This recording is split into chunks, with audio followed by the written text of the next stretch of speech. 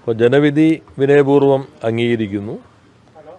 കഴിഞ്ഞ 5 വർഷം MLA എന്ന നിലയിലും മന്ത്രി എന്ന നിലയിലും ജനങ്ങൾ അർപ്പിച്ച വിശ്വാസത്തിനനുസരിച്ച് പ്രവർത്തിക്കാൻ പരമാവധി ശ്രമിച്ചിട്ടുണ്ട്.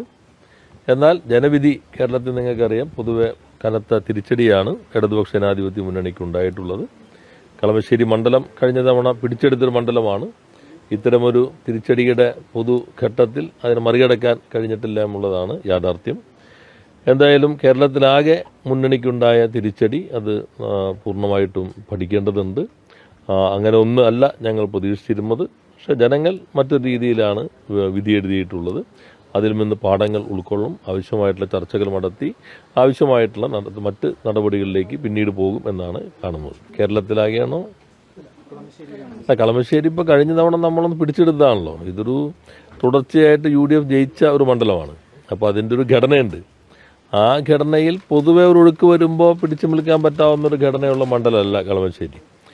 എന്നാൽ പൊതുവെ അങ്ങനെ ഒരു ഒഴുക്കിലും നമുക്ക് ഏകദേശം കഴിഞ്ഞ തവണ നമുക്ക് കിട്ടിയ ഭൂരിപക്ഷത്തിനപ്പുറത്തേക്ക് അവർക്കൊരു ഭൂരിപക്ഷം കിട്ടുന്ന സ്ഥിതിയാണ് ഉണ്ടായിട്ടുള്ളത്. അത് കുറേ കൂടി നോക്കേണ്ടതുണ്ട്. പക്ഷെ കളമശ്ശേരി നേരത്തെ പറഞ്ഞ പോലെ അതിൻ്റെ രാഷ്ട്രീയ ഘടന, പല ഘടകങ്ങൾ, അതെല്ലാം ഇത്തരമൊരു തിരിച്ചടിയിൽ നമുക്ക് അതിജീവിക്കാൻ കഴിയാവുന്നൊരു സാഹചര്യമല്ല. ജനങ്ങൾ എഴുതിയിട്ടുള്ള വിധിയെഴുത്തിനെ പൂർണ്ണമായിട്ടും അംഗീകരിക്കുന്നു. നമ്മൾ കണ്ടതുപോലെ ആകണമെന്നില്ല ജനങ്ങൾ കാര്യങ്ങൾ കണ്ടിട്ടുണ്ടാവുക. അത് പഠിച്ച് ആവശ്യമായിട്ടുള്ള തിരുത്തുകൾ വരുത്തി വീണ്ടും ജനവിശ്വാസം ആർജിക്കുന്നതിനാവശ്യമായ പ്രവർത്തനങ്ങൾ കേന്ദ്രീകരിക്കുക എന്നതാണ് ഈ ഘട്ടത്തിൽ ചെയ്യാൻ കഴിയുന്നത്. പാർട്ടി കോട്ടകൾ പോലും വലിയ തോതിൽ അല്ല, കേരളത്തിലാകെയുള്ള ഈ തിരിച്ചടി വളരെ ഗൗരവമുള്ളത് തന്നെയാണ്. അങ്ങനെ ഒന്നല്ല ഞങ്ങൾ പ്രതീക്ഷിച്ചിരുന്നത്.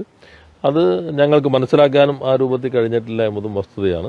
അപ്പം അത്തരം കാര്യങ്ങളെല്ലാം പാർട്ടി കൂട്ടായി തന്നെ ചർച്ച ചെയ്യും, ആവശ്യമായിട്ടുള്ള വിലയിരുത്തൽ നടത്തും. എന്തായാലും നഷ്ടപ്പെട്ട ജനവിശ്വാസം, ജനപിന്തുണ തിരിച്ചു പിടിക്കുന്നതിന് ആവശ്യമായിട്ടുള്ള പ്രവർത്തനങ്ങളിലാണ് കേന്ദ്രീകരിക്കേണ്ടത് എന്ന കാര്യത്തിൽ തർക്കമില്ല. പാർട്ടി വിരുദ്ധരെന്ന് മുദ്ര കുത്തിയവരുടെ വിജയത്തെ എങ്ങനെ കാണുന്നു? പൊതുവെ എല്ലാ കാര്യങ്ങളും പരിശോധിക്കുമല്ലോ. എന്തുകൊണ്ട് ഇത്തരത്തിലുള്ള ഒരു തിരിച്ചടി ഉണ്ടായി? 10 വർഷം പൊതുവെ നല്ല രീതിയിലുള്ള പ്രവർത്തനങ്ങൾ കാഴ്ചവെക്കാൻ കഴിഞ്ഞു. വികസന കാര്യങ്ങളിൽ നന്നായി മുന്നോട്ട് പോയി കേരളത്തെ നല്ല രീതിയിൽ കൊണ്ടുപോകാൻ ശ്രമിച്ചിട്ടുണ്ട്. പക്ഷേ ജനങ്ങൾ മറ്റൊരു രീതിയിലാണ് ഇപ്പോൾ ഈ തെരഞ്ഞെടുപ്പിൽ വിധി എഴുതിയിട്ടുള്ളത്. അത് എല്ലാ ഘടകങ്ങളും ഞങ്ങൾ പരിശോധിക്കേണ്ടതുണ്ട്. വളരെ സൂക്ഷ്മമായി വിനയപൂർവ്വം ഈ വിധി അംഗീകരിച്ചുകൊണ്ട് തന്നെ ആവശ്യമായിട്ടുള്ള പരിശോധനകൾ നടത്തി നഷ്ടപ്പെട്ട പിന്തുണ തിരിച്ചു പിടിക്കുന്നതിനുള്ള നടപടികളിലേക്ക് പോവുക എന്നതാണ് ഈ ഘട്ടത്തിൽ കരണീയമായിട്ടുള്ളത്.